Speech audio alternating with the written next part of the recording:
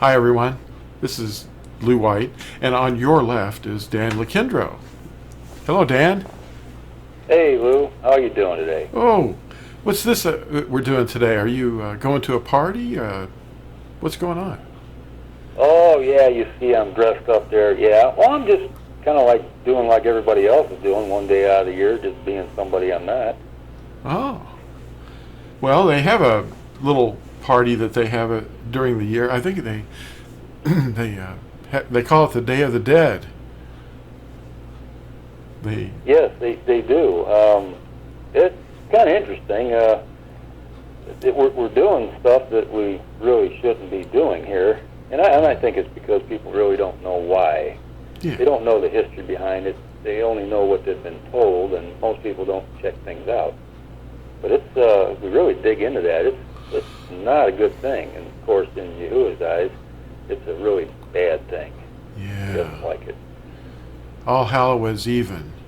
So, I remember when we first found out about that it was rebellion and it wasn't pleasing to Yahuah. Our family said, "Well, what's wrong? You're going to deprive your children?"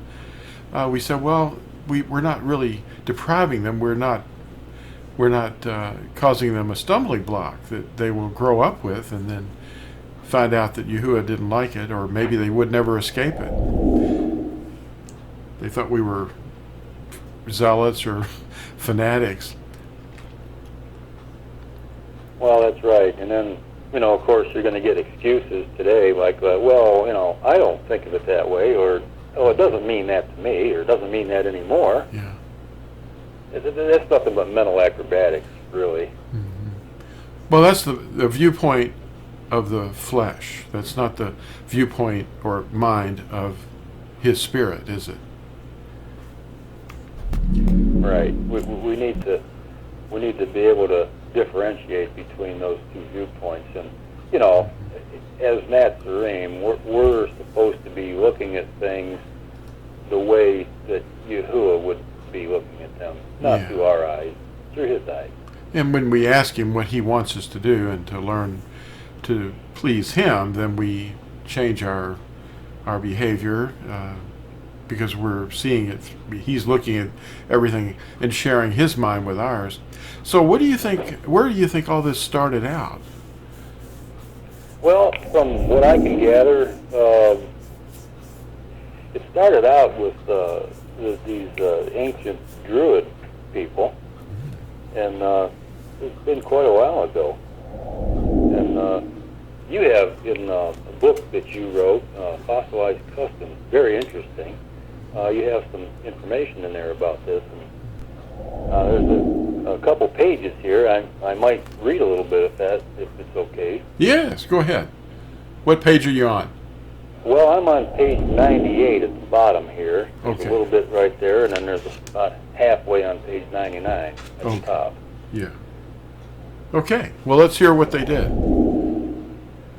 Okay, well, it starts out with, there's two Celtic words, hallowed evening, and they come from All Hallows Even, and nowadays we call it Halloween. This is now even more popular than the Bunny Rabbit Festival, and it rivals Christmas. The roots of this festival come to us from Druid demon worship. Witches were said to fly brooms over the crops to teach them how to grow. It was a fertility myth. When the first Roman Catholic missionaries encountered these Druids, they met stubborn resistance because the inhabitants of Angleland, which we called England, Sweden, Nederland, northern Germany, and Finland and Ireland were very nationalistic. The ritual we embrace as Halloween was originally called the Feast of the Dead, or Samhain, as it's actually pronounced. And it was on November 1st. Now, these pre-Christian Druids had the barbarians doing ghastly things. It was a dreaded occasion, since it was thought that time stood still and the souls of the dead walked the land. Gifts, especially food, were left outside for these roaming ghosts with the hope that no harm would come to the household. And here's a really nasty thing. The Druids chose certain people to be burned alive on what they called bone fires as offerings to the sun. Parents would tie yellow ribbons around oak trees as prayers to the sun to have their children spared. The fat that was left over from the child after it was burned was fashioned into a candle and placed into a carved-out pumpkin or a hollowed-out vegetable with a round or sun-shaped design. The victim was called Jack of the Lantern. Prisoners and unliked people were burned alive in wicker cages shaped in the form of animals hung from trees. All of this was ultimately to pay homage to the sun, the deity known as Woden or Odin. As we now know, this Druid deity gives us our name for the fourth day of the week, Wodens Day. Now that's some really chilling stuff, isn't it? Nasty, unbelievable that we would transform that by syncretism into something else. That's what's happened is they're hypnotized from birth, and the children are taught to make things mean something else. Isn't that? Yeah. That's what hypnosis is, a delusion. They don't see it for what it really is. They see something else. Oh, my.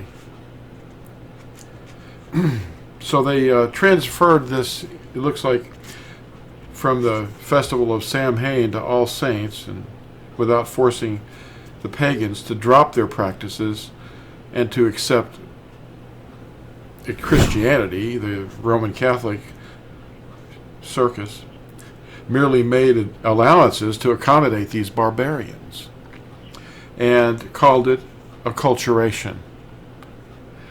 And they even mention this in some of their books. They sanctified the pagan rituals by absorbing and camouflaging them. That's the hypnosis part, And then, well, they renamed it, Halloween for All Hallows Even, the day before their All Saints Day. And the saints are not to be talked to. You're not supposed to even know if they're saints, or we don't know, because we don't judge. But what if you're praying to the dead, you got your rosary beads out, and you start praying to Mary or whoever, and that's not right. That's called necromancy. That's communicating with the dead. No, that's right. Yeah, absolutely. And it's all about the dead. I mean, the zombie feasts that people are having. They have these festivals, and the Day of the Zombies and the Day of the Dead. I mean, they're parading in the streets now. Have you ever heard of those? Oh yeah, we're seeing more and more about it now.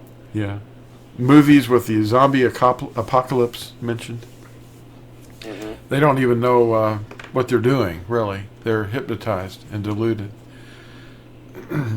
Well, I think what our movie makers in like Hollywood, the powers that be, what they're doing is they keep putting this stuff in front of the people's eyes, and the more they see it, the more it becomes common. They become more used to seeing it.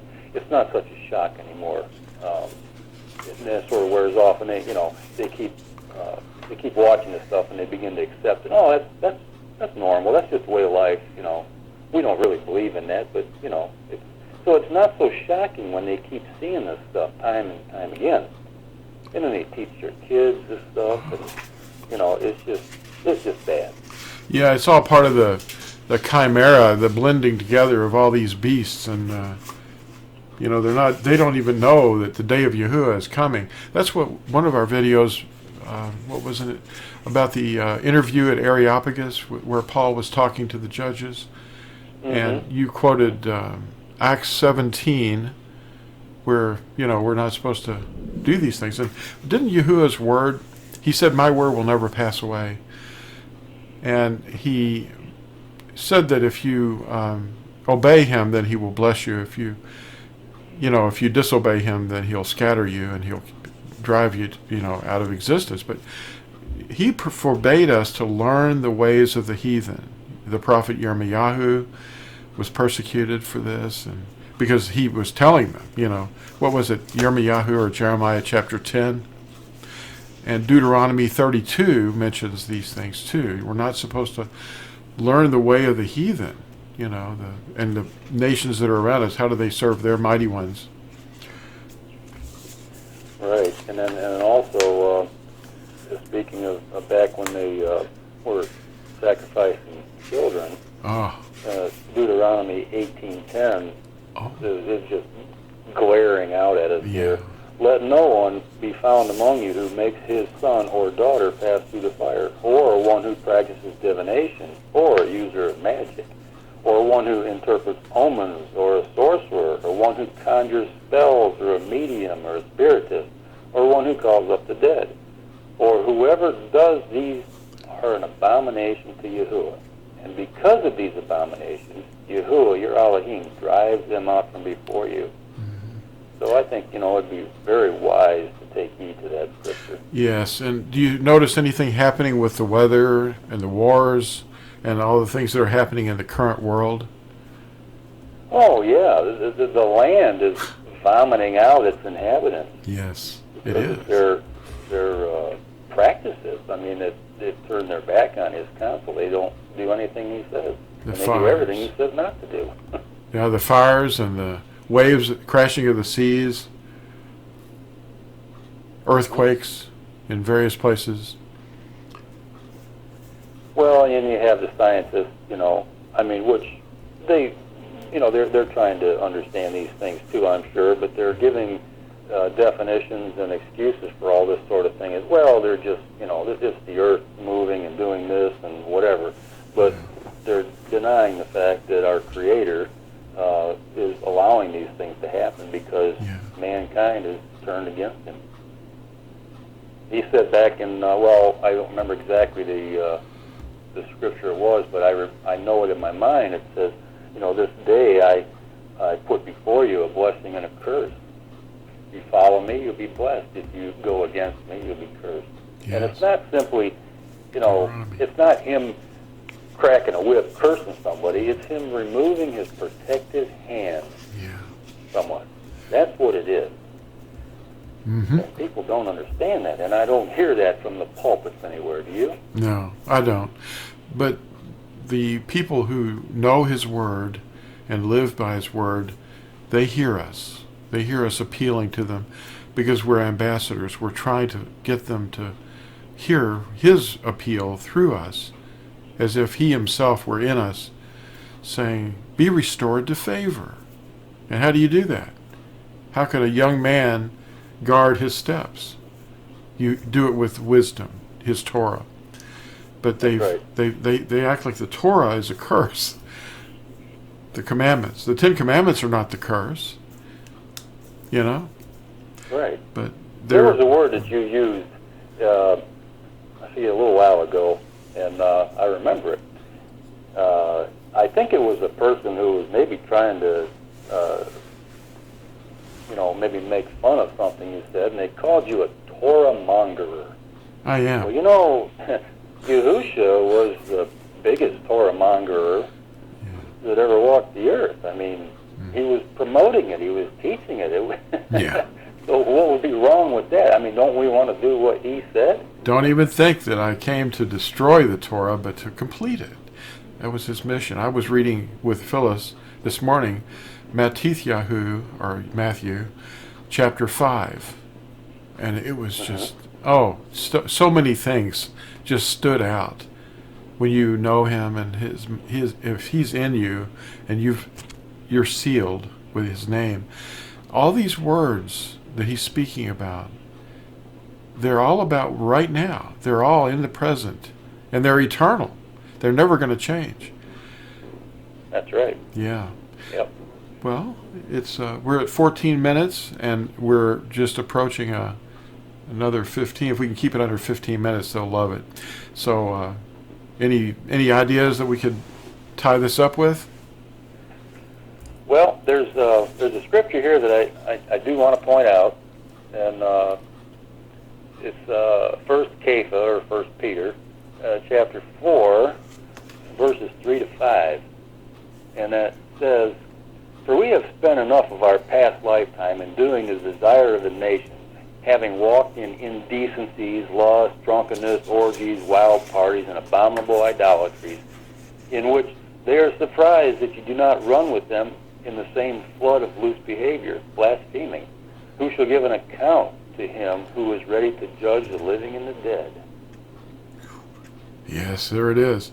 And that was when I was talking earlier, too, about our families are the first to notice. Why aren't you going to blow out the candles and make a wish? Come on to the party. Well, there's no candy here on Halloween night. That's right. Read Colossians 2, verse 8, and then you'll see 2 Timothy 4 and Malachi 4, and you'll say, wait a minute, this stuff's real. He's talking to me.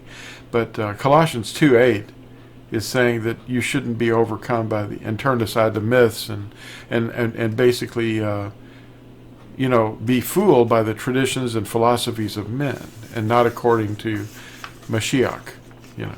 Well, thank you, Dan. This is really nice of you to come in and show us these things out of the scriptures. And so you're not going to be giving any candy out to the trick-or-treaters? Oh, no, I don't believe I will. Oh, okay. No. Well, I have a sign I'll put in my yard, and it'll say "No candy here," real big, and I'll give them the scriptures at Peter 4, 3 through 5. Is that 1 Peter? Yeah. 1 Peter 4, 3 through 5. Yeah. Okay. Mm-hmm. Yeah. And then maybe the parents will see it and go, oh, I better look that up. Well, thank you. And we'll talk to everybody again. Be sure to like and subscribe. Bye.